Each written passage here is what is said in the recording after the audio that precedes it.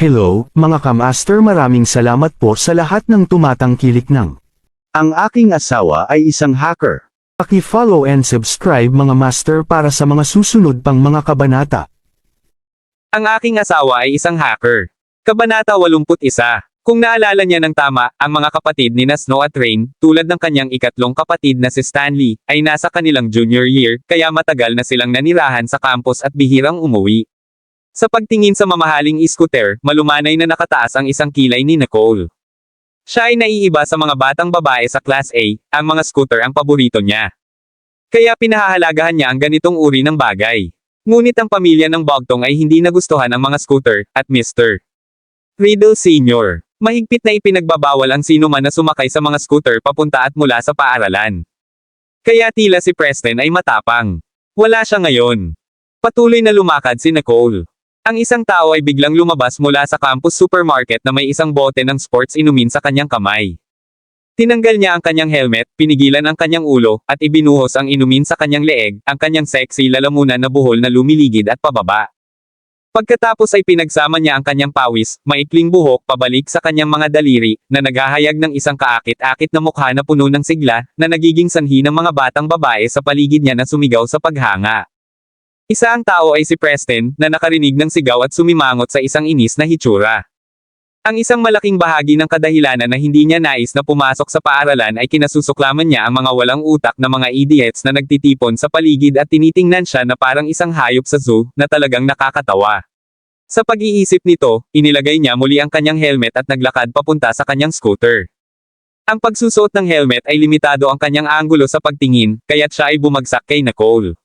Sumimangot si Nicole, tumangala, at nakita ang isang tao na nakasuot ng itim na helmet. Hindi mo ba tinitingnan ang iyong mga mata sa kalsada habang naglalakad?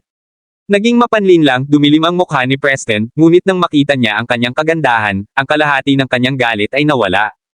Pagkatapos ay naalala niya ang kamakailang alingawngaw sa forum ng paaralan. Mukha siyang batang babae na sinasabing binubuli ang nyebe, kaya siya ay naging brazen. Ako ba ang hindi nagbigay pansin, o ikaw ba ang naghalo sa bully ng paaralan na sinasadya na naghahanap ng problema? Ano ang ibig mong sabihin? Sumimangot si Nicole. Ang taong ito ay bumagsak sa isang tao at hindi humingi ng tawad. Gaano ka bastos? Ano ang ibig kong sabihin? Ngumiti si Preston at pinindot ang isang pindutan sa helmet upang buksan ang voyeuristic black mirror, na inihayag ang kanyang gwapo na mukha. Alam ko na marami akong tagahanga sa paaralan. Hindi ko alintana kung ikaw ang aking tagahanga. Ngunit sinasadya mong bumagsak sa akin upang lumikha ng isang pagkakataon na nakatagpo. Ang ganitong taktika ay luma na. Halos natawa si Nicole sa imahinasyon ng lalaki. Ako ang iyong tagahanga. Ikaw ba ay isang uri ng tanyag na tao? Itigil ang pag-flatter ng iyong sarili. Ganap na pagkawala ng kanyang pasensya, itinulak ni Nicole si Preston ng may lakas. Hindi inaasahan ni Preston na magkaroon siya ng ganoong lakas. Siya ay itinulak ng diretso sa window ng baso ng supermarket. Sa kauna-unahang pagkakataon sa kanyang buhay, labis siyang itinulak palayo. Galit si Preston. Mapahamak ka. Gaano mo ako dare na itulak ako? Hindi siya nag-abala sa kanya, umalis si Nicole nang hindi man lang lumingon. Maraming tao ang nakakita sa nangyari, ito ang unang pagkakataon na nakita nila ang Preston na mukhang napahiya. Ang ilang mga babaeng mag-aaral ay nagsabi ng galit, si Nicole ay masyadong sabang. Siya ay nangahas na itulak si Preston. Iyon ay labis. Narinig iyon ni Preston at gumawa ng tala ng kanyang pangalan sa kanyang isip. Nicole, maaalala kita. Nakakainis, tumalikod siya sa motorsiklo, na straddled ito, at sinimulan ang makina. Ang $9 milyong na makina ay sumigaw sa buhay at umungal, natatakot ang mga batang babae na nagtitipon sa paligid niya. Nakalimutan ni Nicole kung ano ang nangyari at dumiretso sa dormitoryo. Ngunit pagdating niya, nagulat siya nang makita na nakabukas ang pinto. Ito ay kalahati lamang ng 7. Malinaw na sinabi sa kanya ni Lulo na dapat siyang matulog ng huli sa katapusan ng linggo at hindi na babangon bago ang 10:00 ng umaga. Kaya paano mabuksan ang pinto? Ngunit si June ay laging bumangon ng maaga. Siguro lumabas siya sa silid-aklatan at nakalimutan na isara ang pintuan. Kaya pumasok si Nicole sa kanyang silid ng dorm. Sa pagtataka niya, nandoon silang lahat. Natulog si Lulo, habang si Hunyo ay medyo nag-fluster, naghahanap ng isang bagay. Nagtaas ng kilay si Nicole at naglakad papunta sa kanyang mesa. Tulad ng pag-upo niya, masigasig niyang nahanap na may isang tao na tila naantig ang kanyang talahanayan sa kama. Palagi niyang dinala ang kanyang laptop sa kanya, kaya hindi niya na-lock ang mesa sa kama nang umalis siya. Sa pagtingin muli sa mesa, napansin niya na ang posisyon ng maraming mga libro ay lumipat din. Si Nicole ay may isang mahusay na memorya, at maaalala niya kung nasaan ang lahat nang umalis siya.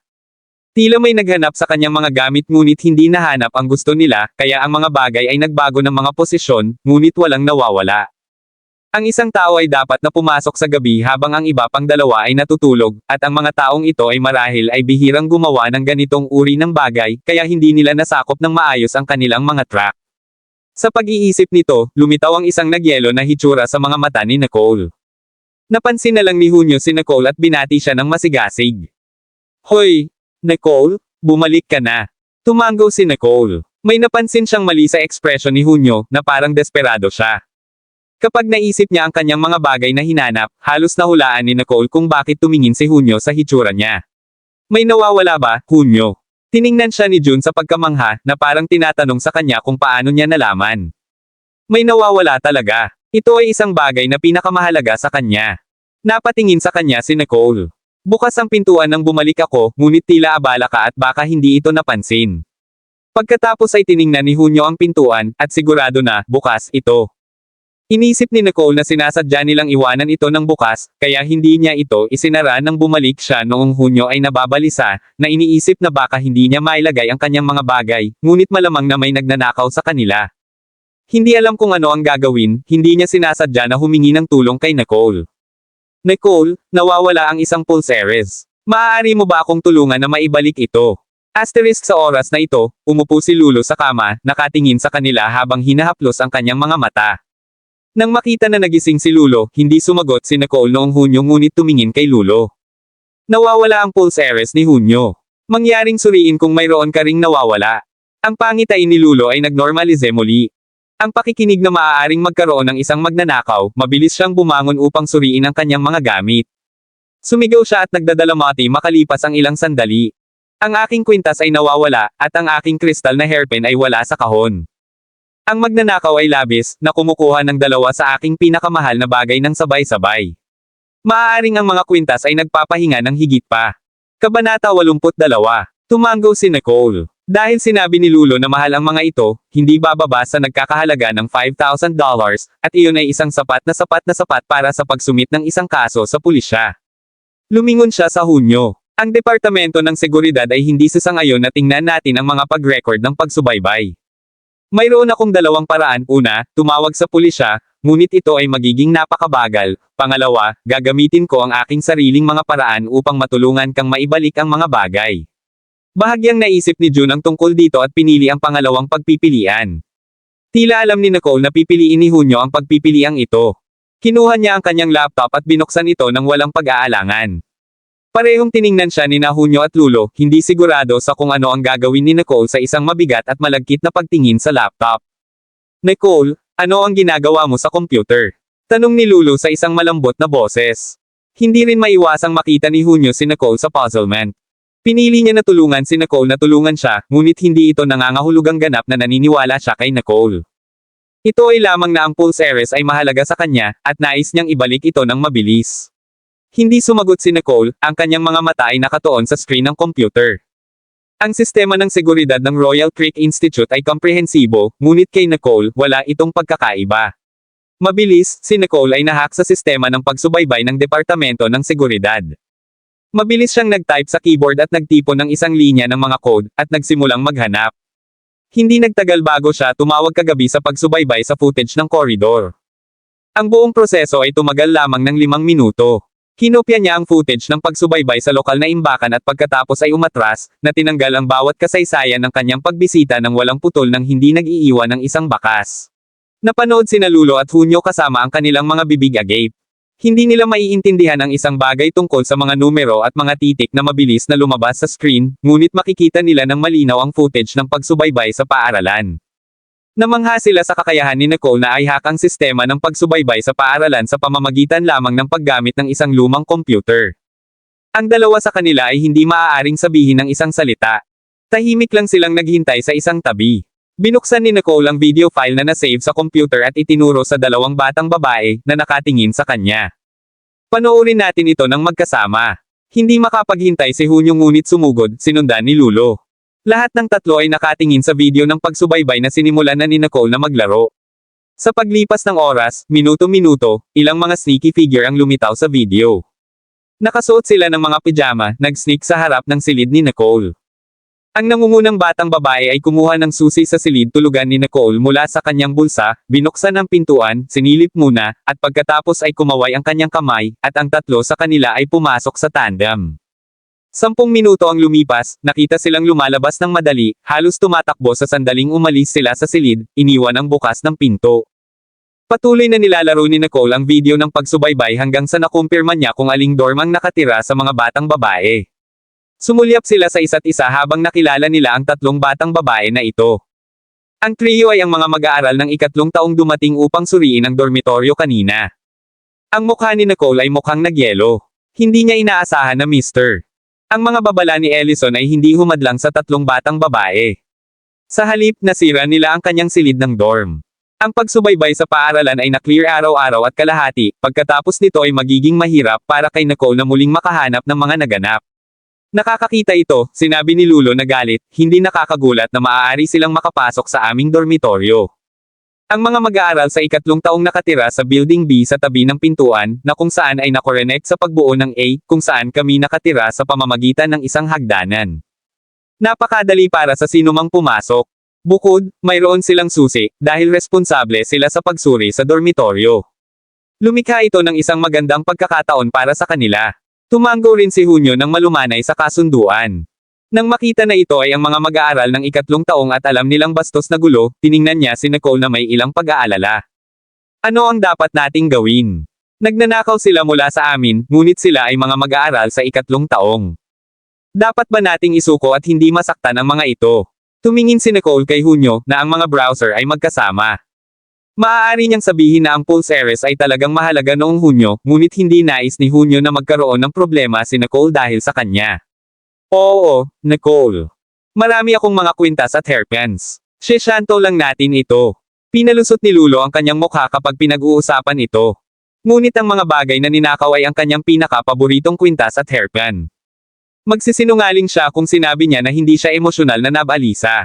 Tumingin si Nicole sa kanilang dalawa at pinakawalan ng isang kakaibang ngiti. Pagkatapos ay kinuha niya ang telepono sa mesa. Sumama ka sa akin. Sina Lulo at Hunyo ay sumulyap sa bawat isa, alam na tutulungan silang makuha ng Nicole ang nawala na pag-aari. Nakatingin muli sa bawat isa, ang dalawa ay nagngangalit ng kanilang mga ngipin at mabilis na sumunod. Dahil hindi natatakot si Nicole na masaktan ng mga mag-aaral sa 3 taong para sa kanilang kapakanan, wala silang dahilan upang lumayo. Hindi sinabi ni Nicole ang isang salita sa daan. Si Lulo at Hunyo, sa kabilang banda, ay kumilos na parang mga mandirigma sa digmaan. Ang kanilang mga ekspresyon ay malubha. Kinakabahan sila, tulad ng gagawin nila ang isang bagay na malaki. Pagdating sa dormitoryo ng mga batang babae na iyon, nakataas ang kilay ni Nicole nang pakinggan niya ang nakakainis na pagtawa na nagmula sa loob. Tulad ng pag-iingat na sinusubukan ni Lulo na kumatok sa pintuan, itinaas ni Nicole ang kanyang binti, sinipa ang pagbukas ng pintuan ng may lakas, at lumakad Lulo at Hunyo ay natigilan sa 1 segundo bago mabilis na sumunod kay Nicole upang makapasok. Ang isang katahimikan na tulad ng kamatayan ay nahulog sa silid habang ang mga tinig ng pakikipag-usap at pag-aalsa ay biglang huminto. Ang mga batang babae ay tumingin kay Nicole na parang nakakita sila ng multo. Ang matabang batang babae na pinuno ay sinubukan na tipunin iyang kanyang sarili. Bakit lahat kayo ay may masamang tao? Si Nicole ay wala sa mood na makinig sa kanyang kalokohan. Sinulyapan niya ang matabang batang babae na may mga knife-like na mga mata, at ang katahimikan ay nahulog sa silid kaagad. Kabanata 83. Tumingin si Nicole at nakipagtalo sa kanyang mobile phone, na nagsasabing, mga bagay sa kamay at humingi ng tawad. Ipinanganak siya na may magandang hitsura. Ngayon siya ay mukhang nakakatakot, na may isang pares ng mga nakagagalit na mga mata, ang kanyang nagyayelo na kagandahan na ginagawang mas marangal. Ang mga batang babae ay natakot sa tingin ni Nicole at lahat ay nanginginig sa kanilang mga bota. Hindi nila inaasahan na mabilis na mahahanap sila ni Nicole. Natigilan sila ng ilang sandali, kasama ang iba pang 2 batang babae na patuloy na sumulyap sa matabang batang babae, na pinapawisan ng labis mula sa pagkabagot. Ang matabang batang babae ay huminto, hindi ko maintindihan ang sinasabi mo. Ngunit sinira mo ang aming dormitoryo at naapektuhan ang aming pagtulog, sasabihin namin sa guro. Ngayon, lahat kayo ay hindi tinatanggap sa aming dormitoryo. Ilabas ang impyerno. Tila, ito ay ang matabang batang babae na nasira sa kanilang dormitoryo at nagnanakaw ng mga bagay mula sa kanila, gayunpaman binyantaan niya sila. Hindi na mapigilan ni Lulo at Hunyo ang kanilang galit at sumulyap sa matabang batang babae, na sumulyap sa kanila ng walang kaunting pakiramdam ng pagsisisi. Sa pamamagitan lamang ng tatlo sa kanila, imposibleng makuha ang record ng pagsubaybay mula sa Departamento ng Seguridad sa isang maikling panahon. Kung wala itong pag-iisip sa isip, ang taba na batang babae ay nagtuwid ng kanyang katawan. Hindi niya alam kung paano nahanap sila ni Nicole, ngunit walang paraan na mabilis silang makahanap ng katibayan. Bukod, hindi sila nakawin ng maraming bagay, at kahit na iniulat ito ni Nicole sa pulisya, ang record ng pagsubaybay ay matagal nang mabubure sa oras na dumating ang pulisya.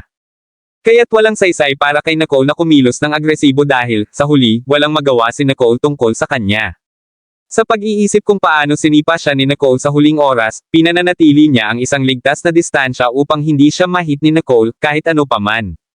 Ang kumpiyansa ng fat girl ay tila tiniyak ang iba pang dalawang batang babae, na hindi gaanong nag-aalala at tumayo na tumawid ang kanilang mga braso, na mukhang masungit kay Nicole at iba pa. Nag-sneer si Nicole nang makita niya ang mga ito ng ganito. Iniisip mo ba talaga na lumapit ako sa iyo ng walang katibayan? Tumingin ang matabang batang babae kay Nicole at tumawa mula sa malayo.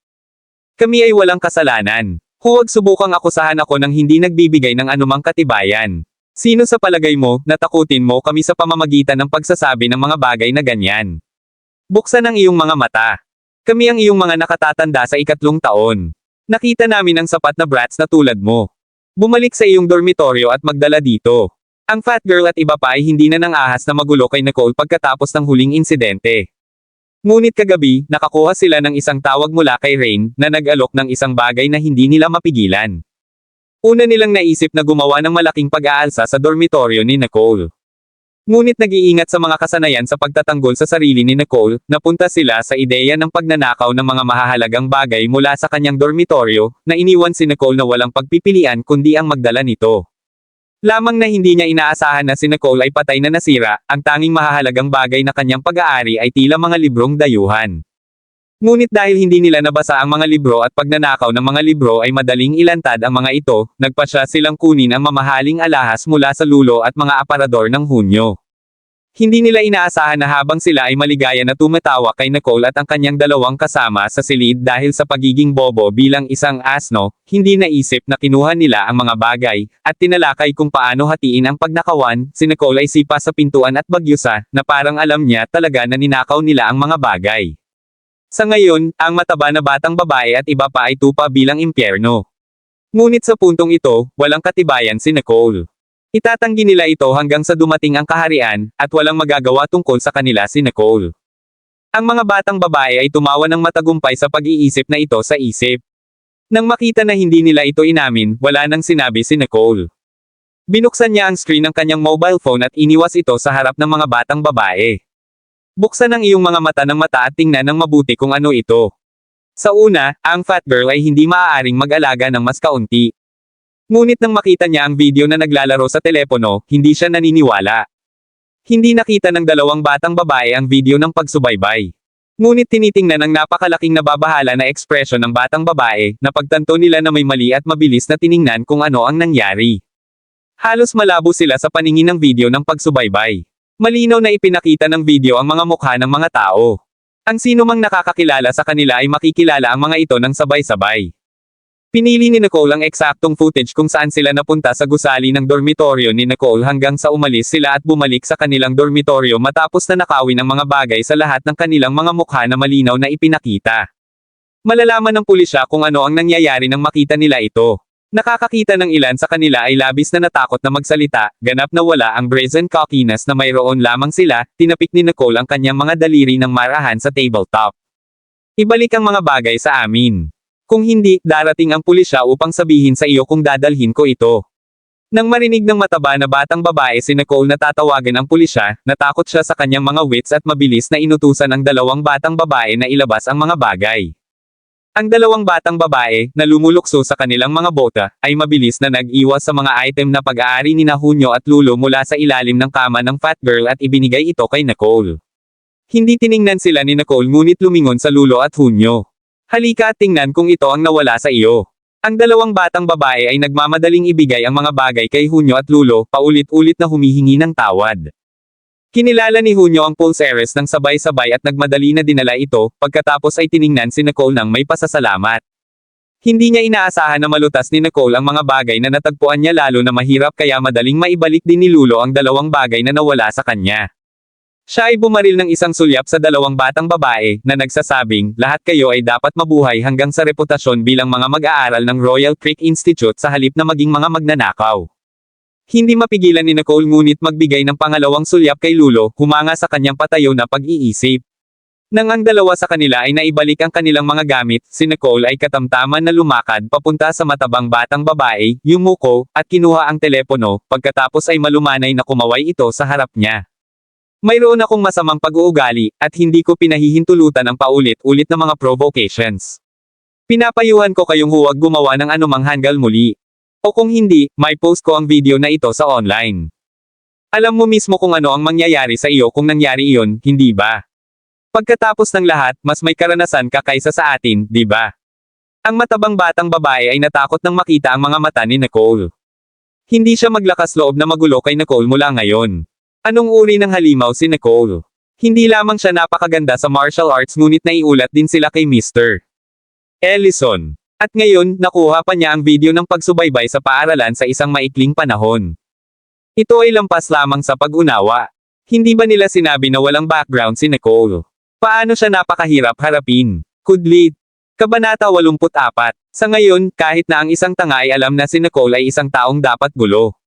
Sinumpa ng matabang batang babae si Rain sa kanyang isipan. Ito ay si Rain na nag-udyok sa kanya upang i-target si Nicole. Mabilis niyang sinabi kay Nicole, humihingi ako ng paumanhin para sa aking isipan. Ipinangako ko na hindi ko na ito gagawin ulit. Kasama ang iba pang dalawang batang babae, humingi siya ng tawad kay Nicole at iba pa, na nangangako na hindi na sila muling maghanap ng problema kay Nicole. Sinulyapan sila ni Nicole.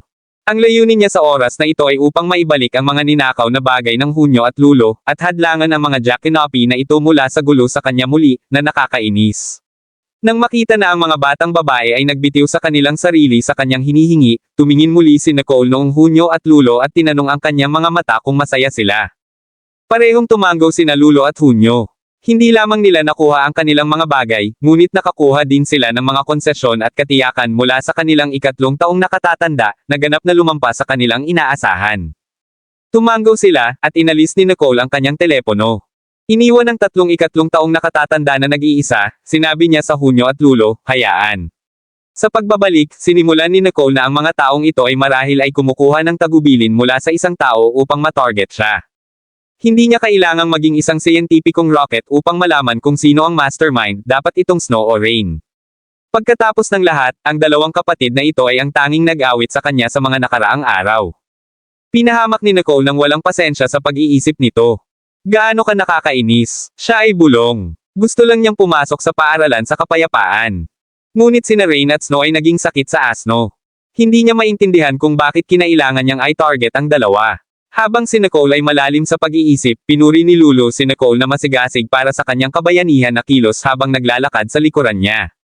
Maingat na nakikinig si Hunyo sa kanya sa kauna-unahang pagkakataon, kahit na tumanggo ang kanyang ulo paminsan-minsan.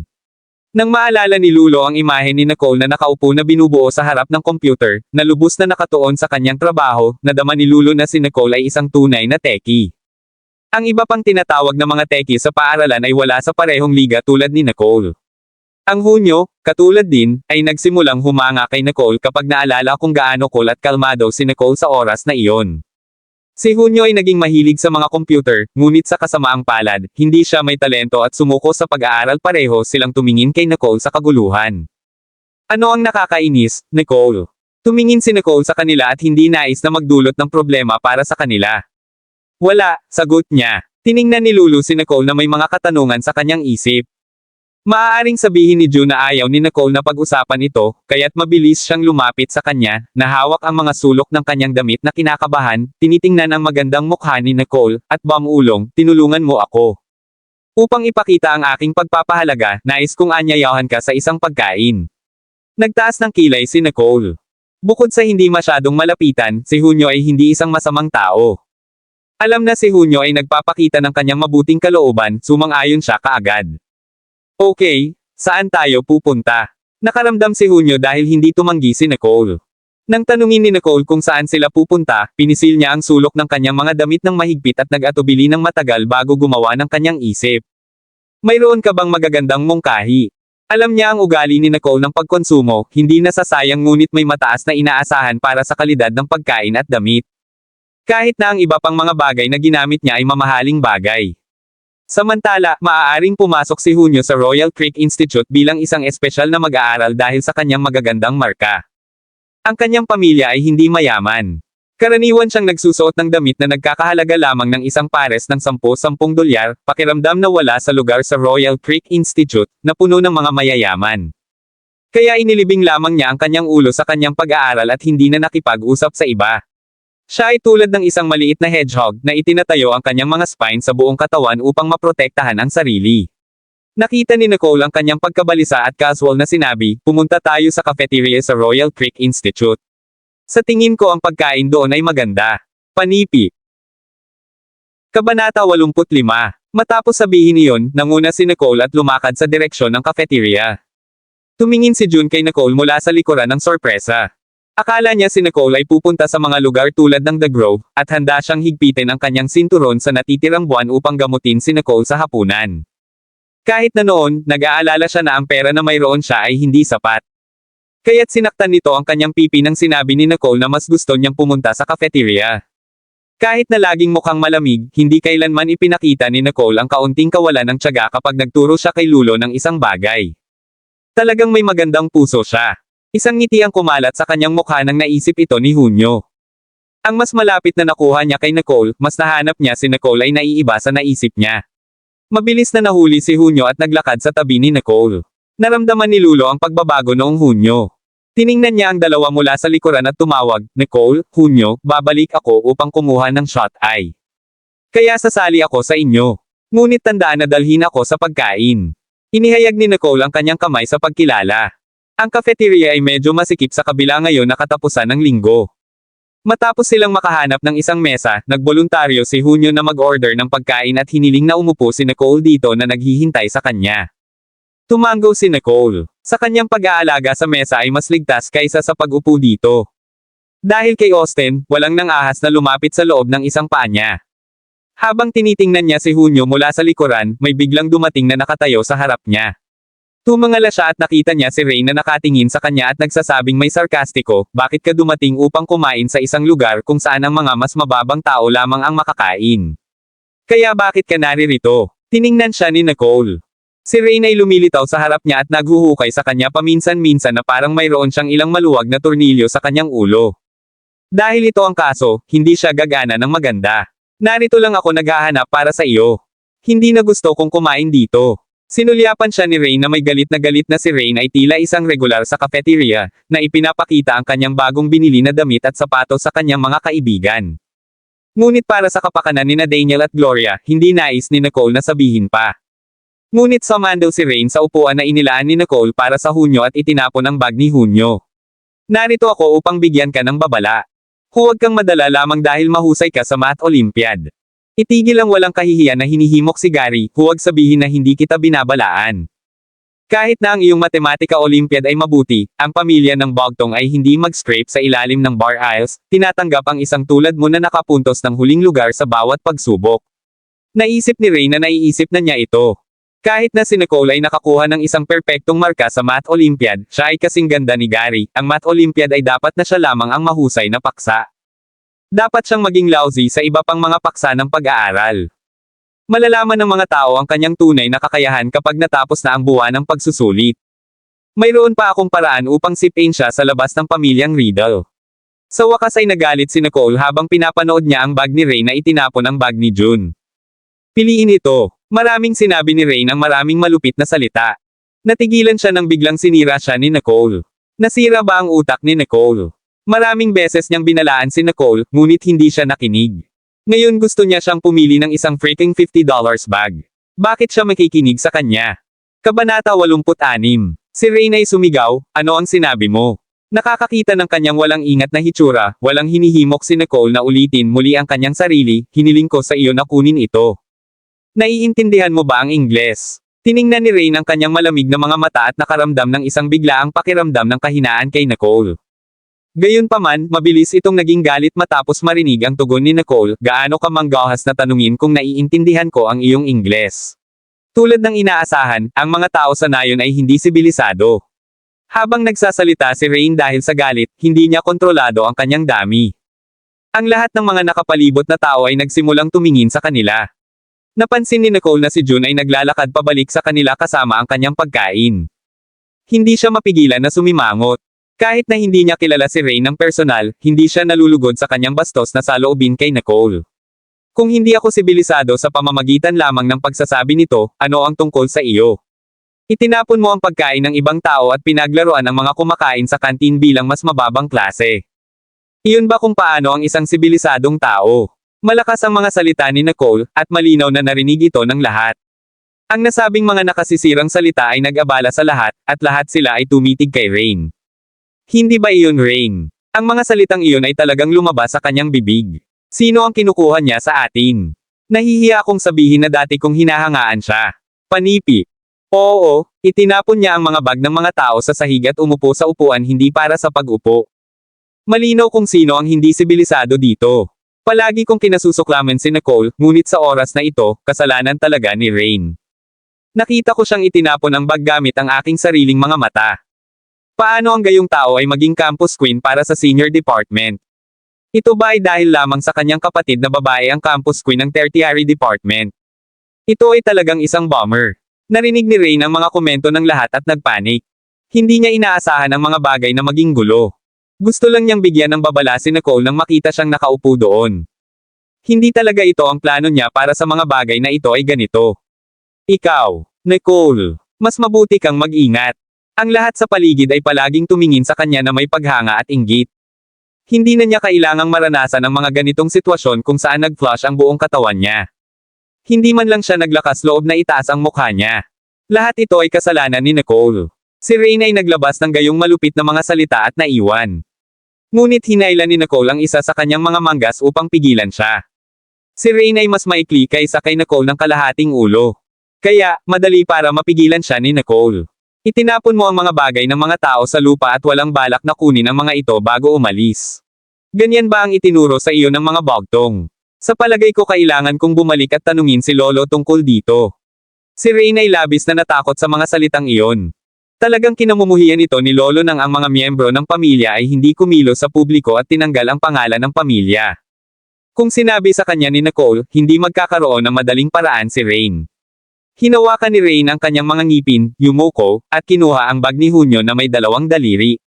Pagkatapos ay itinapon niya ito sa upuan.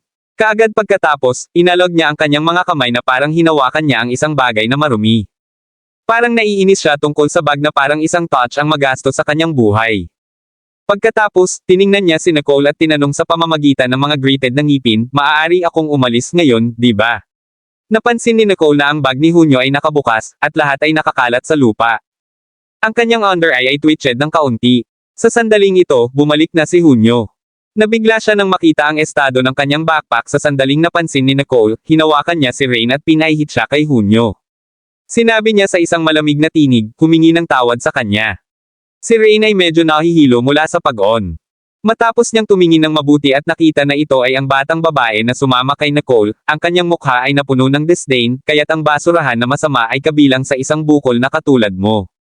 Bakit ako dapat humingi ng tawad sa isang bumpkin? Nang marinig ito, mahigpit ang pagkakahawak ni Hunyo habang hinahawakan niya ang kanyang plato. Pagkatapos, inilagay niya ang kanyang plato ng tuloy-tuloy sa mesa. Habang bumili siya ng pagkain para kay Nicole, pinili niya ang pinakamahusay na pinggan na magagamit sa kantin. Ayaw niyang ibagsak ang anuman dito. Pagkatapos nito, tumingin siya sa ibaba at kinuha ang lahat na nasa lupa. Ang buong proseso ay napuno ng katahimikan. Nang makita ito, pinakawalan ni Nicole ang mga kamay ni Rain at lumingon upang tumingin sa Hunyo sa katahimikan. Sa sandaling libre ang mga kamay ni Rain, nais niyang tumakas. Ngunit kinuha na ni June ang kanyang mga gamit. Tinawag niya siya, Rain. Nais ni Rain na magpanggap na hindi niya ito narinig, ngunit ang lahat ng mga mata ay nasa kanya. Kaya, maaari lamang siyang tumayo pa rin noong Hunyo ay hindi nagmamalasakit kung nakatingin lang siya sa likuran niya. Nagpatuloy siya, alam kong lagi kang nakatingin sa mga taong katulad ko na walang pera o kapangyarihan. Ngunit lantara na nagsasalita, tinitingnan ko rin ang mga taong katulad mo na may pera at kapangyarihan ngunit walang moral. Mabuti kung hindi ka humihingi ng tawad, hindi ko kailangan ang iyong paghingi ng tawad. Ngunit tandaan ito, ako ay Hunyo, ang tumanggi sa iyong paghingi ng tawad. Naririnig ito, lumingon si Rain at tinitigan ang Hunyo sa kawalan ng paniniwala.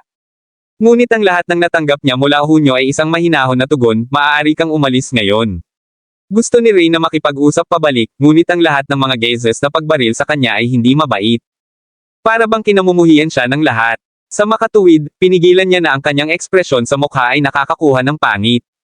Ito ay sa sandaling ito na siya ay nakakuha ng isang pakiramdam ng kamalayan. Napahiya na siya sa araw na iyon, hindi niya kayang sabihin ang anumang bagay na makakasama sa kanyang reputasyon. Ang Nicole na ito, maging ang kanyang mahirap at maruming kaibigan, ay nakakainis. Kabanata 87. Sumulyap si Rain kay Nicole na mabangis at naiwan ng madali. Nagkaroon siya ng problema para sa pangungutya kay Nicole. Ito ay talagang isang masamang araw. Matapos umalis si Rain, nagpatuloy ang pagkain ni Nicole at Hunyo na parang walang nangyari. Pareho silang hindi masyadong nag-usap. Si Nicole ay may mas mahusay na impresyon noong Hunyo matapos na masaksihan ang ginawa niya. Palagi niyang hinahangaan ang mga tumayo para sa kanilang sarili. Tila tulad ni Hunyo ay hindi isa upang magsumite sa pang-aapi. Umupo si Hunyo sa tapat ni Nicole at kumain ng tahimik. Pagkaraan ng mahabang panahon, bigla niyang sinabi, Nicole, ang pulseres na iyon ay mula sa aking lola. Ito lamang ang naiwan niya para sa akin matapos siyang mamatay. Nagpapasalamat talaga ako na nakuha mo ito para sa akin. Tumingin sa kanya si Nicole. Hindi siya masyadong nagulat, ngunit naalalahanan siya ng kanyang sariling lola sa Great Oak bago siya umalis, Ginang Wallace Sr. Binigyan siya ng maraming bagay. Kahit na bumalik si Nicole sa tirahan ng Bogtong at binago ni Gloria ang lahat ng bago para sa kanya, iginiit niya na panatilihin ang lahat na si Ginang Wallace Sr. Binigyan. Dinala niya ito sa kanyang hostel. Ang gulat sa mga mata ng Hunyo ay hindi isang biro. Ang pulseres na iyon ay dapat na napakahalaga para sa kanya. Kaya, nagpa siya si Nicole na mag-hack sa sistema ng seguridad at tulungan siya. Tahimik lang na tiningnan niya si Hunyo at ipinahiram sa kanya ang isang tainga ng pakikinig. Nagpatuloy si Hunyo, Nicole, lahat ng ito habang talagang kumikilos ako. Nag-aalala ako na mapagtanto ng mga tao ang background ng aking pamilya, kaya pinili kong kumilos ng ganoon.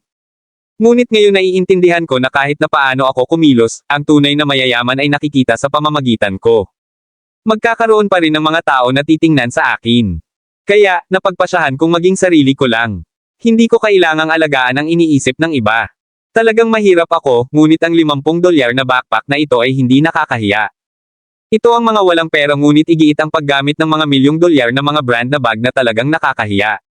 Tiningnan siya ni Nicole na may malalim na mga mata na parang nakikinig siya ng mabuti. Ngumiti si June sa kanya, nagsasalita kung saan, ikaw si Nicole, na nagbigay sa akin ng lakas ng loob na gawin ito. Ikaw ay pinag-uusapan at binasa sa forum ng paaralan, at hindi mo ito pinansin ngunit maging ang iyong sarili. Upang maging matapat, ang iyong tugon ay gumawa ng ibang tao na parang isang clown. Isa na nakikipaglaban sa isang bagay na hindi mo pinapahalagahan. Hindi inaasahan ni Nicole na maunawaan niya ang mga bagay na ito. Naisip niya na si Hunyo ay hindi isa na gumamit ng social media, masyado akong tamad na bigyan sila ng pansin. Tinitigan ni June si Nicole habang nakakaramdam ng paghanga sa kanya. Si Nicole ay hindi kailanman ang uri na tumakas sa mga problema. Mananatili siyang kalmado at hindi natatakot ng anumang mga hamon. Lihim na nagpa siya si Hunyo na kunin si Nicole bilang isang modelo at alamin kung paano baliwalain ang mga nakakainis na tunog. Sa ito, si June ay ngumiti ng maliwanag. Para bang sa wakas ay napagpasyahan niya kung ano talaga ang gusto niya. Tahimik niyang sinabi, salamat, Nicole. Tumingin si Nicole sa kanya nang walang sinasabi. Kumuha siya ng isang maliit na tala at nagsulat ng isang bagay sa madaling sabi. Pagkatapos, ipinasa niya ito noong Hunyo. Kinuha ni Hunyo at napagtanto na ito ay isang serye ng mga numero sa papel. Tumingin ulit siya kay Nicole. Mahinahon na sinabi ni Nicole, ito ang numero ni Samuel, na si Hunyo ay namula kaagad. Hindi niya alam kung dapat niyang tanggapin ito o hindi, ngunit nagyelo siya. Paano nalaman ni Nicole ang tungkol sa kanyang pinakamalalim na lihim? Sinulyapan siya ni Nicole at sinabing, minsan, ang paghabol sa gusto mo ay hindi nakakahiya. Walang mali sa paghuli din ng damdamin. Bago ito, hindi kailanman naisip ni Nicole na gawin ito. Ngunit matapos makita kung paano matapang si Hunyo, sinimulan niyang humanga sa kanya. Kaya, naisip niya na isang magandang pagkakataon para sa Hunyo na makipagkaibigan kay Samuel Jun ay tumingin kay Nicole habang nag-iisip. Pagkatapos, tiningnan niya ang numero sa kanyang kamay at tumango, naiintindihan. Sa sandaling ito, tumunog ang telepono ni Nicole. Binuksan niya ito, at ito ay naging isang text message. Hindi niya binigyan si Jared ng kanyang numero, di ba? Ngunit agad na kinilala ni Jared ang kanyang sarili at inanyayahan siya upang subukan ang bagong kape. Walang masasabi na hindi sa kape, lalo na kung ito ay mula sa halamanan ni Jared. Saglit na naisip ni Nicole. Tiningnan niya ang kanyang relo at sinabing, "Salamat sa pagkain, Hunyo. Dapat kang mag-takeaway ng isa para kay Lulo habang papunta ako sa ibang lugar." Nakatitig pa rin si Hunyo sa numero sa kanyang mga palad. Naririnig ito, tumango siya, "Okay, maaari kang mauna." Ibinalik ni Nicole ang kanyang tray ng pagkain at lumakad papunta sa kafe malapit sa pasukan ng paaralan. Makalipas ang ilang sandali, nakarating si Nicole sa kafe. Ang buwan ng pagsubok ay nasa paligid ng sulok kaya ang kafe ay napuno ng mga tao. Lahat sila ay mga mag-aaral na nandoon upang mag-aral. Napansin ni Nicole na nakaupo si Jared sa tabi ng bintana. Si Max ay nakikipag-usap sa kanya sa gilid na parang abala sila sa isang talakayan. Hindi niya alam na nag-uulat si Max kay Jared tungkol sa relasyon ni Nicole kina Samuel at Spencer. Mr. Si Johnston, tungkol sa ibang araw sa The Grove, ang mga nasa paligid ni MS. Si Riddle ay mga miyembro ng kanyang pamilya. Ang pares ng kambal na sina Samuel at Spencer. Sila si MS, mga kapatid na biological ng Riddle. Ang mga browser ni Jared ay nakaka-relax sa sandaling marinig niya ito. Kasabay nito, binuksan ni Nicole ang pintuan at pumasok. Una niyang tiningnan ang counter, ngunit hindi nagtagal ay nakita niya ang mesa ni Jared at Max. Ang mga mata ng ginang ay mukhang maganda, ngunit ang kanyang mukha ay kasing lamig ng yelo.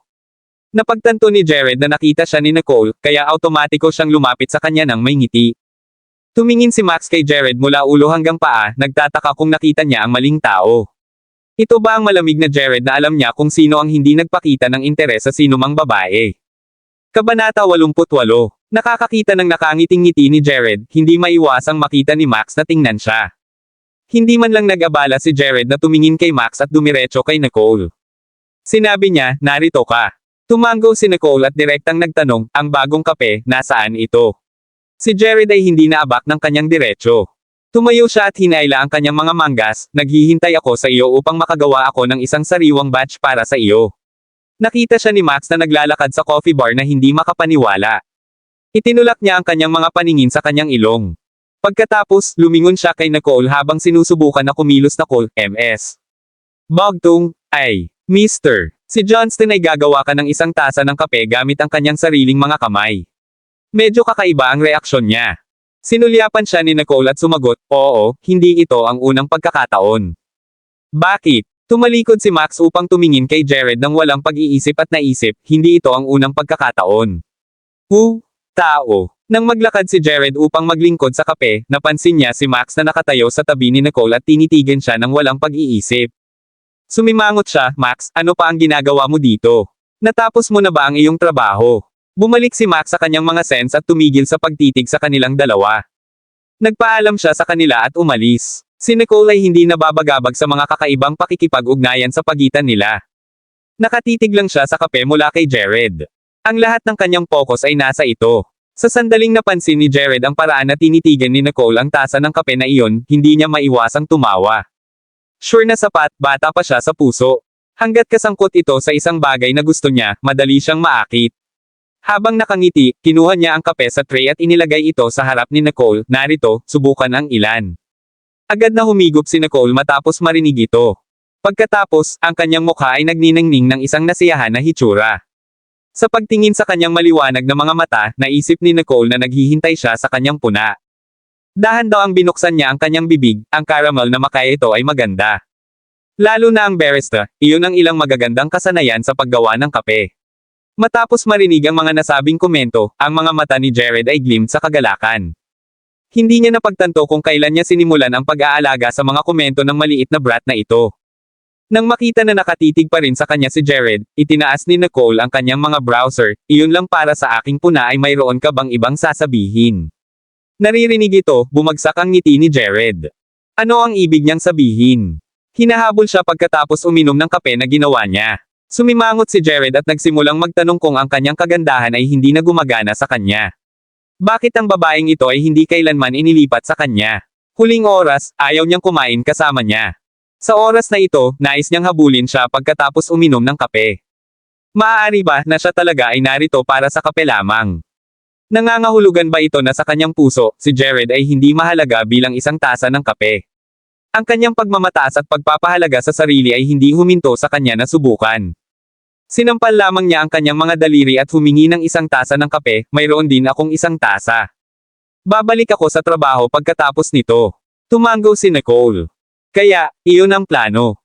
Ang buong lugar ay talagang masikip at puno, kaya maaari lamang niyang tanggapin na magbahagi ng isang mesa sa kanya ng walang pag-asa. Nang makita na wala na siyang ibang gawin, ibinaba ni Nicole ang kanyang tasa at kumuha ng isang libro sa ehersisyo sa matematika mula sa kanyang bag. Bueno, dahil naruroon na siya, maaari niyang gamitin ang oras upang baguhin ang ilang mga katanungan. Ang mukha ni Jared ay naging mas madidilim pagkatapos makita ito. Huwag mo ring isipin ang kape. Si Jared ang uri ng tao kung saan ang mga batang babae ay sumisigaw sa kanya kahit saan siya magpunta. Ngunit sa sandaling ito, sa kanyang mga mata, hindi rin siya maihahambing sa isang libro ng mga katanungan sa matematika. Ang kalungkutan na naramdaman niya ay hindi mailalarawan. Nagbigay lamang si Jared ng isang titig sa kamatayan kay Nicole. Gayunpaman, wala namang naramdaman si Nicole. Nakatuon siya sa mga tanong, umiikot ang kanyang panulat nang hindi nagsusulat ng isang salita. Kahit gaano katagal siya nakaupo doon, si Jared ay nakaupo sa harap niya para sa parehong oras. Itinatago ni Nicole ang kanyang mga libro habang naging madilim ang langit. Napagtanto lamang niya na ang lalaki na nakaupo sa tapat niya ay hindi pa umalis pagkatapos niyang matapos ang pag-iimpake ng kanyang mga bag. Natigilan siya, bakit ka pa nandito? Ang kanyang reaksyon ay nagdala ng isang pagkabagot, at nasaktan muli si Jared. Hindi makatiis ito ni Jared at sumagot, kahit na ano, ako pa rin ang iyong kasintahan sa pangalan, hindi mo ba iniisip na medyo malayo ka sa akin? Si Nicole ay naabak sa sinabi niya. Itinaas niya ang kanyang mga browser at sinabing, tulad ng sinabi mo, ito ay sa pangalan lamang. Hindi kami naging malapit. Si Jared ay hindi nagsalita. Aalis na ako ngayon. Kinuha ni Nicole ang kanyang bag at lumingon upang umalis. Ang kanyang ekspresyon ay sobrang lamig na talagang parang wala siyang damdamin para kay Jared. Bahagyang pag-squint, sinabi ni Jared, ikaw at si Nora ay mga kapatid, gayon pa man ang iyong pagkatao ay ibang-iba. Nanlaki ang mga mata ni Nicole. Hindi niya alam kung bakit bigla niyang banggitin si Nora. Tiningnan siya ni Jared, hindi ako sigurado kung paano nakuha ng kapatid mo ang aking numero. Ngunit araw-araw niya akong nagte-text. Bilang kanyang kapatid na babae, hindi ka ba nag-aalala tungkol dito? Nakatitig si Jared sa kanyang mga mata. Para bang sinusubukan niyang maramdaman ang kaunting pahiwatig ng paninibugho sa kanyang mga mata o anumang pagbabago sa emosyon. Ngunit, wala. Ang mga mata ni Nicole ay malinaw sa araw. Tumagilid siya ng bahagya at tinanong, bakit ako dapat mag-alala? Tanong niya na tinanong na parang hindi niya alam kung ano ang naruroon para sa kanya na mag-alala. Gayunpaman, nagdagdag ito ng higit na asin sa umiiral na sugat ni Jared. Bilang pangalan ng kanyang kasintahan, hindi siya nag-aalala tungkol sa ibang mga batang babae na pumutok sa kanya. Si Nora ay Nora. Ako si Nicole. Ano man ang gusto niya ay hindi nangangahulugang gusto ko rin ito. Malamig na sinabi ni Nicole at tiningnan siya mula ulo hanggang paa.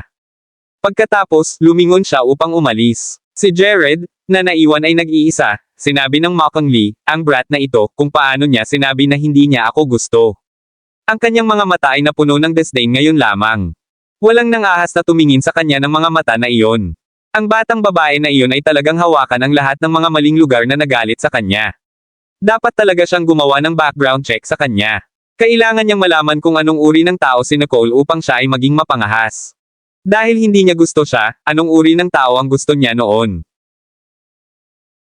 Kabanata 89. Tumingin siya kay Nicole mula sa likuran at tumawag sa telepono. Hilingin sa isang tao na sundin si Nicole at alamin kung sino talaga siya. Sa pag-iisip na si Lucifer ay nasa campus din na ito, hindi sinasadya na hinaplos ni Jared ang index daliri ng kanyang kanang kamay. Hindi ito maaaring maging sinasadya. Ang huling oras na saloobin ni Ellison sa talento ng computer ay ganap na ipinaliwanag ang isang bagay. Ang pamilya Ellison ay walang mga tao. Kaya sino ang pinoprotektahan niya? Lamang na wala pa rin siyang clue kung sino talaga ang taong ito. Nang bumalik si Nicole sa dormitoryo, si Lulo ang nag-iisa doon.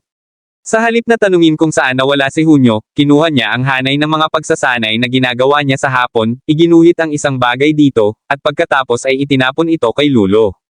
Tingnan, minarkahan ko ang mga tanong na sa palagay ko ay kawili-wili at isinulat ang mga sagot. Natigilan si Lulo, nagpapasalamat. Salamat, Nicole. Matagal nang narinig ni Lulo na ito ay si Declan Hancock na may mga katanungan sa matematika sa buwan ng pagsusulit na ito, at bilang isang hukom ng pangkat ng Olympiad, ang kanyang mga katanungan ay napakahirap. Ito rin ang dahilan kung bakit ito ay isang buwan ng pagsusulit, ngunit ang mga mag-aaral sa klase ay masipag kay Nicole na tumutulong na ipaliwanag ang mga katanungan, nadama ni Lulo na maaari na niyang ailatag ang maraming mga hakbang sa pagkalkula para sa mga pangkalahatang katanungan sa matematika. Maaari siyang unti-unting magdabol sa mas advanced na mga katanungan sa Math Olympiad. Sa una, malapit na siyang sumuko sa buwan ng pagsusulit na ito, at ito ay si Nicole na hayaan siyang makita ang ilaw. Kinuha niya ang workbook na ibinigay sa kanya ni Nicole at pinag-aralan ito. Nakakakita ng mahirap na trabaho ni Lulo, hindi maiwasang ngumiti si Nicole at ilabas ang kanyang libro upang mabasa. Kinaumagahan, lumabas si Nicole para sa ehersisyo sa umaga tulad ng dati. Sa sandaling lumabas siya, narinig niya ang mga ingay dahil ang lahat ay nasa sabik na nag-uusap ng isang bagay. Sumimangot siya, nakasuot ng kanyang mga headphone, at nagpunta para sa isang umaga na tumakbo. May isang hindi mapagpanggap na itim na sasakyan na nagmamaneho sa harap ng gate ng paaralan. Ang sagisag ng kotse ay napaka-espesyal, ngunit ang mga nasa nakakaalam lamang ito. Ang bawat isa sa mga kotse na ito ay pasadyang ginawa, hindi mabibili ng salapi, at palaging ibinigay para sa mga bigwag sa parehong negosyo at politika, hindi para sa isang average na Joe. Maraming mga mag-aaral ng Royal Creek Institute ang nagtipon sa paligid ng gate ng paaralan, ngunit walang nagbigay sa sasakyan ng pangalawang hitsura hanggang sa nakita nila ang isang puting Maserati na dahan-daang humila sa likuran ng sasakyan na ito, at lahat ay napunta sa 8. Si Max, sa harap ng upuan ng pasahero ng itim na sasakyan, ay tumingin muli sa kaguluhan at pagkatapos ay sinabi kay Jared, naaalala ko ito ngayon. Hindi ba sinabi ni Ellison na bumalik ang kanyang apo ngayon? Dapat siya ay nasa sasakyan sa likuran natin. Walang ekspresyon si Jared, dahil hindi pa siya interesado sa mga taong ito. Pinahinga lang niya ang kanyang siko sa windowsill at tumingin sa campus scenery ng Royal Creek Institute. Ang kanyang gwapong silwete ay umuurong sa anino, at ang mga mag-aaral ng Royal Creek Institute ay nagkaroon lamang ng oras upang makita ang isang magandang hubog na panga, at nawala ang itim na sasakyan. Ang mga mag-aaral na iyon ay natigilan sa loob ng ilang segundo bago sila umatras at nagpatuloy na pasayahin si Harvey. Natigilan sila sa isang kadahilanan, wala nang nakakita sa ganito upang hindi nila maiwasang isipin sa kanilang isipan kung gaano kahusay ang tao. Si Harvey sa white Maserati ay malalim sa pag-iisip, nakita din niya ang sasakyan sa harap. Nakita ng driver na si Harvey ay nag-zone out, nakatingin sa kotse sa harap. Akala niya si Harvey ay hindi nasisiyahan na ang ibang sasakyan ay lumipas sa harap niya. Mr. Si Riddle, ang driver sa kotse na iyon, ay iniisip na nagmamay-ari siya ng lugar. Dahan-daang nagmaneho siya at hinuhugot ang pangunahing linya. Hindi ba niya alam na ang kotse ng pamilya Ellison ay nasa likuran niya? Panipi-tuldok, si Harvey ay bumaril ng isang sulyap sa driver, ngunit walang nakakaalam kung ano ang iniisip niya. Kung hindi niya ito nakita ng mali, ang sasakyan na iyon ay dapat nakabilang sa Preston Riddle. Ngunit hindi ba siya dapat nasa ibang bansa? Bakit siya napunta sa Royal Creek Institute? Nang makita na mas maraming mga tao sa labas ang nakilala ang kotse ni Harvey at nais na lumapit upang makita ang kanyang mukha, ang buong kahabaan ng kalsada ay naging congested. Hindi mahalaga kung gaano kahirap ang driver ng sungay, walang silbi. Hindi niya maiwasang panasan ang pawis mula sa kanyang noo at maingat na tiningnan si Harvey sa likuran niya. Mr. Ellison. Sinulyapan ni Harvey ang bintana na may ngiti na tulad ng tagsibol. Ay drop mo lang ako dito. Maglalakad ako. Binuksan niya ang pintuan ng kotse. Bago siya makalabas, tumalikod siya sa ulo upang tumingin sa driver na parang may naisip siya. Itaboy ang kotse sa aking garahe, at pagkatapos ay maaari mong makuha ang iyong sweldo mula sa butler ng pamilya. Pinaputok ka. Ang driver ay hindi lamang nag-uusap ng sobra ngunit hindi rin ginawa ang kanyang trabaho. Dapat niyang malutas ang mga problema para sa kanyang Panginoon, hindi sa iba pang paraan. Walang punto sa pagpapanatili sa kanya. Ang paraan na sinabi ni Harvey na banayad na parang hinihiling niya sa driver na kumuha ng kanyang tanghalian. Ngunit ang kanyang mga salita ay naging sanhi ng pag-freeze ng driver. Sa pagtingin sa nakangiting mukha ni Harvey, ang driver ay hindi man lamang maglakas loob na magprotesta ngunit tumanggaw sa pagkilala. Nang makalabas si Harvey sa kotse, ang lahat ay agad na nagtipon, nagchat at nakikipag-usap sa paligid niya. Wow! Guwapo talaga siya. Wala na akong panghihinayang sa buhay na ito. Mukha kang isang tanyag na tao. Maaari ba akong magkaroon ng iyong autograph? Tumigil sa paghahambing ng Harvey sa mga walang utak na kilalang tao. Si Harvey ay isang sikat na henyo sa matematika. Ang pakikinig sa mga taong ito ay nagtatalo at pinag-uusapan ang tungkol sa kanyang pribadong buhay. Ang ngiti sa mukha ni Harvey ay lumawak. Itinaas niya ang isang daliri sa kanyang mga labi, binibigyan sila ng gesture upang mapanatili ang kanilang mga tinig, ngunit sa halip ay naging sanhi ito ng isang pangkat ng mga batang babae na magalit ng galit. Nagdilim ang mga mata ni Harvey habang tinitingnan niya ang mga batang babae na sumisigaw gamit ang kanilang mga kamay na sumasakop sa kanilang mga mukha. Di nagtagal, tumahimik ang lahat, at pagkatapos lamang ay nagsalita si Harvey. Natutuwa akong makilala kayong lahat, ngunit kailangan ko pa ring maghanda ng isang bagay. Nagtataka ako kung maaari kayong magbigay ng daan upang makarating ako. Kapag nakita ng lahat ang kanyang personable, nakangiting mukha tulad ng purong nyebe sa mundo, hindi nila maiwasang maging sabik sa kung ano ang ihahanda niya at sinasadya na gumawa ng paraan para sa kanya. Pagkatapos ng lahat, sino ang maaaring sabihin na hindi sa isang matikas at kaakit-akit na tao? Kabanata 10. Naglakad si Harvey nang walang tigil.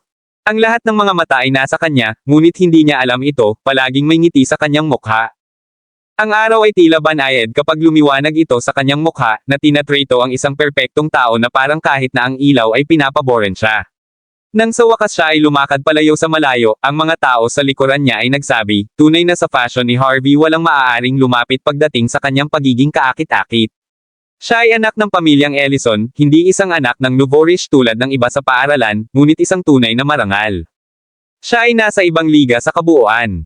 Kapag hindi ko siya nakilala ng personal, nagtataka pa rin ako kung maaari siyang maging karapat-dapat sa nyebe. Ngayon pakiramdam ko ay hindi kinakailangang karapat-dapat sa kanya ang nyebe. Walang tumanggi sa pahayag na iyon. Kahit na ang mga tagahanga ni Snow, na karaniwang kanyang matatag na tagapagtanggol, ay tahimik bilang isang mouse ng simbahan. Walang salita mula sa kanila. Ang katotohanan ay masyadong maliwanag. Ang paghahambing ng disposisyon ni Snow kay Harvey ay katulad ng paghahambing ng mga mani sa mga perlas. Siya ay masyadong mapagpanggap, isang kaibahan na kaibahan sa pagiging totoo ni Harvey. Ngunit maraming mga tao pa rin ang sumusuporta sa dalawa na magkakasama. Pagkatapos ng lahat, kakaunti ang magagandang batang babae sa Royal Creek Institute dati. Sakop ng Royal Creek Institute ang isang malaking lugar. May isang burol sa likod ng paaralan. Nag-alok ang burol ng nakamamanghang tanawin, malago greenery, at sariwang hangin. Walang sino man sa Royal Creek Institute ang nakakaalam na ang burol ay Mr. Ang maliit na regalo ni Riddle Sr. kay Harvey. Ito ay isang pribadong pag-aari ng burol. Karaniwang makakasama si Harvey sa tuwing pupunta siya sa tanggapan ng kanyang lolo. Pagkatapos ng lahat, kakaunti ang mga tao na naglakbay sa kalsada na ito, at makakahanap siya ng ilang mga tahimik na sandali dito. Naglakad siya sa isang masigasig na tulan ngunit hindi mabagal. Hindi nagtagal bago siya dumating sa landas sa burol. Ito ay isang bukas na puwang kung saan paminsan-minsan ay dumating si Harvey para sa isang pagtakbo noong siya ay nakatira pa sa campus, kaya mayroon siyang isang kahoy na upuan na naka-install dito. Mag-uupo siya rito ng ilang sandali kung wala kang magawa. Masasabi na ito ang kanyang eksklusibong upuan. Ngunit sa oras na ito, nagulat siya. Natagpuan niya sa kanyang eksklusibong upuan ang isang bangkos ng mga kakaibang item. Mayroong ilang mga bagay tulad ng mga sandata na may natatanging hitsura na parang mga bagay na gagamitin lamang sa pagsasanay ng martial arts. Bihira si Harvey na nagpakita ng emosyon sa kanyang mukha. Ngunit sa oras na ito, malinaw na mukhang nagulat siya. Sino ang maglaro ng ganoong bagay sa paaralan? Maaari bang ang ilang martial art wizard ay dumating habang wala ako? Tumangala siya ng maaga, at sigurado na, nakita niya ang isang tao. Si Harvey ay gumawa ng ilang mga hakbang pasulong upang masusing tingnan. Namangha siyang malaman na ang taong nagsasanay ng martial arts ay isang batang babae. Hindi malinaw na makita ni Harvey ang kanyang mukha, tanging siya ay may isang patas na kutis at may hawak na isang letigo na tulad ng letigo sa kanyang kamay. Sa tuwing iniwan niya ang kanyang kamay, ang letigo ay mag-oscillate sa paligid niya tulad ng isang ahas. Minsan habang siya ay bumagsak, ang buntot ng LD ay tumama sa lupa, na gumagawa ng isang napakamalulutong at matalim na pagsampal ng tunog, na parang isang kulog na sumabog sa tabi ng mga tainga. Ang mga whips ay isa sa mga pinakamahirap na sandata upang makabisado sa modernong martial arts. Ngunit ang batang babae na ito ay maaaring hawakan ito ng madali. Paano niya hindi malalaman na mayroong tulad ng isang martial art genius sa Royal Creek Institute? Siya ay maliksi ngunit nawala ng lakas. Tumingin si Harvey sa kanya, nabighani. Nais niyang lumapit pa upang makita kung sino talaga siya. Handa na ngayon si Nicole na ibalot sa pamamagitan ng paghila ng letigo gamit ang kanyang kamay. Nang lumingon siya, nagulat siya nang makita ang isang clueless guy na lumitaw na wala kahit saan na nakatayo ng malapit sa kanya. Hindi mababago ni Nicole ang direksyon ng letigo ngayon, libingan ang kanyang mukha. Inilibot niya ang kanyang sarili at ibinalot ang letigo sa paligid ng kanyang baywang sanik ng oras upang maiwasan ang pagsakit ng isang tao. Ngunit kahit na, ang buntot ng letigo na nagdadala ng isang malutong na hangin ay lumipas pa rin sa harap ng mga mata ni Harvey. Ang katangian ng batang babae ng kulish na samyo ay lumipas ang dulo ng kanyang ilong na naging sanhi ng karera ng kanyang puso. Bakit bigla kang lumapit? Hindi mo ba alam na mapanganib ito? Binaril siya ni Nicole ng isang inis na sulyap na nagtataka kung bakit siya naging walang ingat. Kung hindi siya mabilis na gumanti, tiyak na masugitan siya o kung ano. Bumalik lang si Harvey at nakita ang mukha ni Nicole. Napakaganda niya. Siya ay tulad ng pamumulaklak ng tagsibol, malamig na tulad ng buwan sa kalangitan ng gabi, marangal pa rin na hindi nakakaintriga, at maayos na bumagsak sa kanyang dibdib. Ang inky black hair at icy eyes ay gumawa ng kanyang hitsura at wala sa mundong ito. Tahimik na tiningnan siya ni Harvey. Pagkatapos ay nakilala niya siya bilang tao, si Nicole, na napag-usapan sa forum ng paaralan kani-kanina lamang. Lumabas siya mula sa kanyang labi at pinakawalan ng isang malumanay na ngiti. Kumusta, Nicole, aniya, ang kanyang tono ng boses ay ipinagmamalaki pa. Sumimangot si Nicole, hindi humanga sa taong ito na dumating na nakakagambala sa kanyang kasanayan sa martial arts. Halos nasugatan pa rin siya ay binati pa rin siya at wala ng pagsisisi. Hindi niya alam kung paano niya nakilala siya, at hindi siya interesado na magkaroon ng anumang pag-uusap sa kanya. Sinabi niya sa isang boses na nagyayelo, kung nais mo pa ring mabuhay, huwag manood ng isang tao na nagsasagawa ng martial arts sa isang malapit na saklaw sa susunod na oras. Gamit nito, lumakad siya papunta sa kahoy na upuan, nakaimpake ang kanyang mga bagay, at umalis. Naiwan si Harvey na mukhang tupa sa pagpunta niya. Siya ay mayabang. Naisip niya sa kanyang sarili. Siya ang pinaka-natatanging anak na lalaki ng Ellensons at ang nag-iisang tagapagmana sa Ellison Group.